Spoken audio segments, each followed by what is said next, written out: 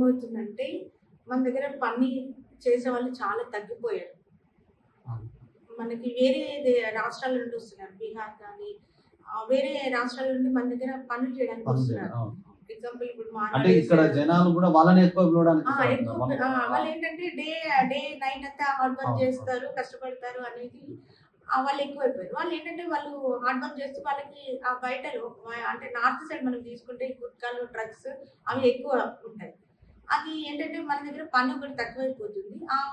ఎక్కువ మనం ఇప్పుడు కంపేర్ చేసుకుంటే ఇప్పుడు ఎలక్ట్రికల్ షాప్స్ కానీ ప్రతి ఒక్కటి కూడా బయట వాళ్ళే పనిచేస్తున్నారు మన దగ్గర.